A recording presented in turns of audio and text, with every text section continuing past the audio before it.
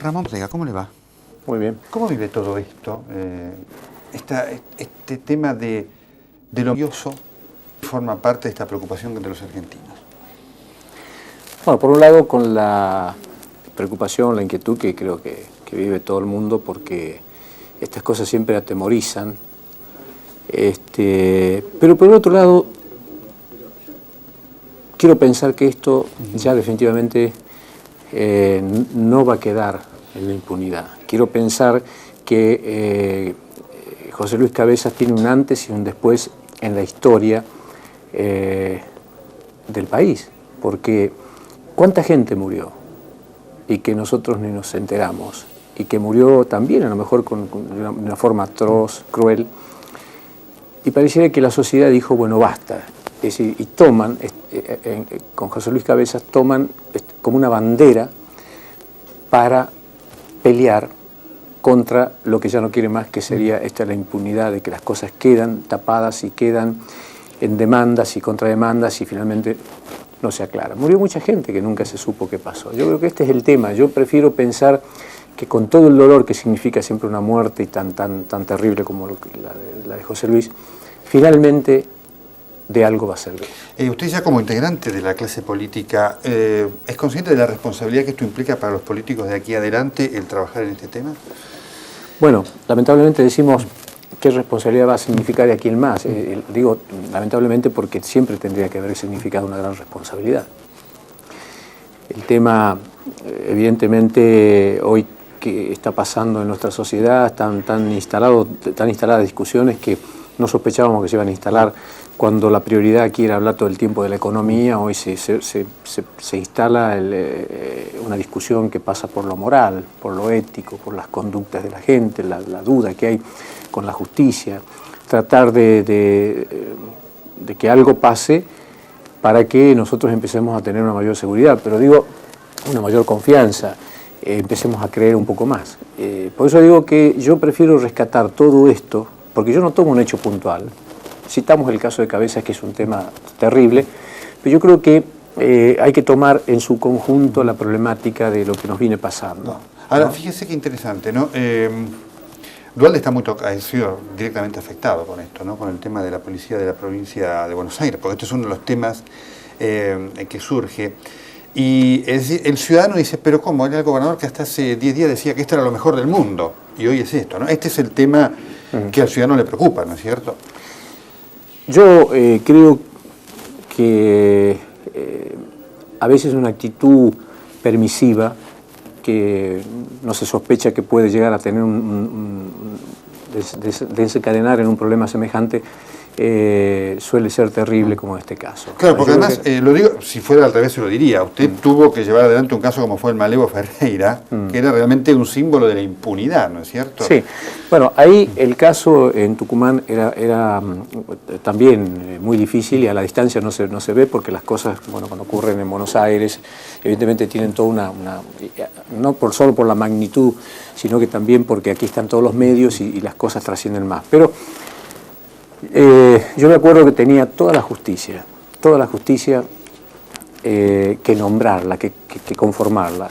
Y uno de los problemas más serios que yo tuve desde el punto de vista político era que venían muchos con 10 o 15 jueces en los bolsillos, ¿no? Y me acuerdo la frase, ¿cómo vas a arreglar la justicia? Porque yo decía, están locos. Acá se va a conformar un Consejo de Magistratura donde no va a intervenir un poder político. Acá no va a haber ningún poder político nombrando la justicia. Esto me trajo problemas porque había muchos que creían que había que pagar de alguna manera el trabajo de campaña, los amigos. Y finalmente conformamos un Consejo de Magistratura con gente del Colegio de Abogados, nombramos gente de la Facultad de Derecho, y finalmente toda la justicia fue conformada de esa manera. Recién cuando estuvo esa justicia, donde yo no tenía la menor idea quién era uno solo de los jueces, empezamos con el tema de la seguridad. Y ahí empezamos a llevar a todos aquellos que estaban sospechados de haber cometido delitos ante la justicia. Entre ellos, bueno, el caso que más trasciende es el Malevo Ferreira porque logra escapar un par de veces, tal. Pero finalmente está purgando una cadena que fue condenado a cadena perpetua y a retiro en ese momento una cantidad de gente que estaba sospechada de cosas, pero una decisión política de tomar la medida que correspondía. Bien, de acá adelante, ¿va a seguir dentro del PJ? ¿Se va a liar con Cavallo? No, yo voy a seguir dentro del PJ, Yo creo que es un momento también, como digo, lamentando las cosas que a veces suceden, creo que es un momento importante. El PJ es un movimiento que necesita renovarse, que necesita nuevas expresiones, dirigentes nuevos, y yo creo que de alguna manera nosotros venimos a representar esto en este momento, donde verdaderamente es fundamental que haya una renovación dentro del movimiento. Hay una necesidad de, hoy uno de los cuestionamientos al partido y al oficialismo, por supuesto, es el tema ético y de la decencia. De adentro, ¿usted cree poder hacer algo? Sí, de hecho estamos trabajando para eso, ¿no? Yo prefiero tomar esto como un desafío en un contexto general y no puntualizarlo en mi partido, porque también aquí hay cosas que no vienen pasando de ahora, es decir, hay cosas que se vienen soportando y que la sociedad ya viene sospechando. Ha habido nombramientos de muchos jueces también con otros gobiernos, es decir, por eso digo, a veces detenerse en un hecho puntual, porque si no nos pasa que una noticia tapa la otra todos los días y nos dedicamos a eso, ¿no? Aquí hay que tomar... Correcto, lo que pasa que evidentemente dentro del oficialismo, con los años de poder que ha tenido, evidentemente hay cuestionamientos muy importantes, y usted ve además las pujas que hay por sectores de poder. La posibilidad de venir con un discurso de decir, bueno, no queremos más jueces, vamos a investigar a todos hasta el final, es decir, ese discurso que es una de las cosas que uno le demanda al oficialismo. Y usted habla de esto, pero ¿hay posibilidad de llevarlo a lo concreto dentro del PJ? Sí, yo creo que sí. Esto sería... La sociedad ya no lo permitiría, no admitiría que un dirigente que aspira a llegar a la presidencia de la Nación no tenga esta convicción. Es decir, acá hay que empezar a tomar medidas de fondo para terminar con la discusión de la coyuntura. Hay que ir a ver de qué manera nosotros empezamos a mejorar el sistema. Yo digo, pongo como ejemplo siempre la experiencia de vivir en un país como Estados Unidos. Y siempre me acuerdo, digo, en Estados Unidos hay hechos de corrupción, ¿no? Se producen. Lo que pasa es que cuando lo detecta el sistema lo expulsa inmediatamente. El drama es cuando no expulsa, cuando el sistema está enfermo. Y yo creo que nosotros tenemos problemas que son, yo diría, me atrevería a decir, hasta problemas culturales, ¿no? que hay que analizar de dónde, cómo somos, es de esta Argentina, sálvese quien pueda, de esta Argentina que yo no lo vi, yo no sé, de esta Argentina de acostarse con 100 y levantarse con 50, y quién fue, quién no fue. Es decir, verdaderamente esto es un problema cultural, donde creo que hay que ir al fondo de la cuestión para evitar después seguir discutiendo como hoy puntualmente un hecho todos los días. Ahora, dos preguntas finales. Primero, el tema económico, la estabilidad es un logro del gobierno indiscutible, pero la desigualdad social que ha creado también. En el oficialismo hay mucho enojo cuando se le dice esto. ¿Usted cómo lo ve? Es decir, ¿usted se da cuenta de esto? ¿Tiene dificultades para ir con la posibilidad de marcar alguna alternativa dentro del oficialismo? Sí, yo me remito siempre un poco a la experiencia que yo he tenido personal. Yo me acuerdo cuando a mí me decían había que competir con Brasil porque Argentina se tiene que modernizar e insertarse en el mundo, el Mercosur.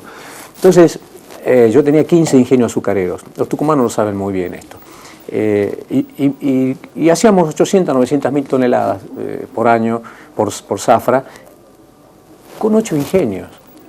Pero ¿cómo iba a cerrar yo 7 ingenios, si esto me significaban 10.000 familias en la calle, sin el proceso que corresponde para ir buscando la transferencia de esta mano de obra a otro sector? Entonces, bueno, ¿qué hice? Lo discutí, lo defendí, hasta que logré sacar el azúcar del Mercosur, porque hay que darle un tiempo de reconversión a la actividad. Mientras tanto, alentábamos el desarrollo de la actividad citrícola, en fin, y darle un crédito a un pequeño productor, mediano productor, que en vez de seguir haciendo 50 hectáreas de caña, haga poroto, soja, maíz, lo que había que hacer en ese momento, porque esto estaba demandando el mercado. Cuando de pronto un estudio del Banco Mundial me dice, Ortega, usted tiene 12.000 empleados públicos de más. Yo decía, bueno, mire, denme tiempo porque yo no sé dónde transferir esta mano de obra, ¿no? Entonces, y no eché uno en ese momento. Y lo saben los tucumanos que esto fue así. Era muy difícil, pero finalmente creo que hay que evitar ahondar el trauma ese de la desocupación, del hombre humillado sin trabajo. Y para esto también hacía falta implementar políticas sociales de contención. ¿Para qué? Como todo el mundo sabe, no hay proceso en el mundo de transformación y de cambio real sin una consecuencia social grave. Correcto. Pero para eso hay que tener preparado toda una red de contención, como digo, con políticas muy efectivas. que puedan darle a la gente una solución para una vida por lo menos digna para aquella gente que se queda sin trabajo. La última pregunta, para usted, digamos, con la lucha que tiene que llevar dentro del PJ, contra lo que significa como sistema las manzaneras, ¿se puede? Yo no conozco el sistema, y hay una cosa que yo creo que me va a comprender. Yo no quisiera decir nada que vaya a interpretarse que, como yo voy a confrontar con el gobernador Duhalde, yo quiero apuntar un tema que a lo mejor yo no sé cómo está armado, pero a lo mejor se puede interpretar que yo quiero abrir un juicio crítico a esta situación. ¿Por qué? Porque estamos en una confrontación política.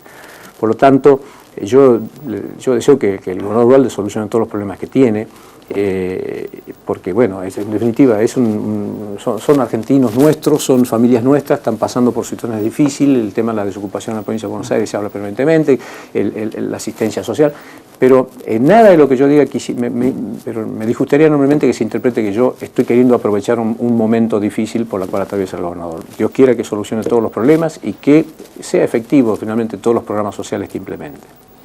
Ramón Ortega, muchas gracias. Muchas gracias a usted.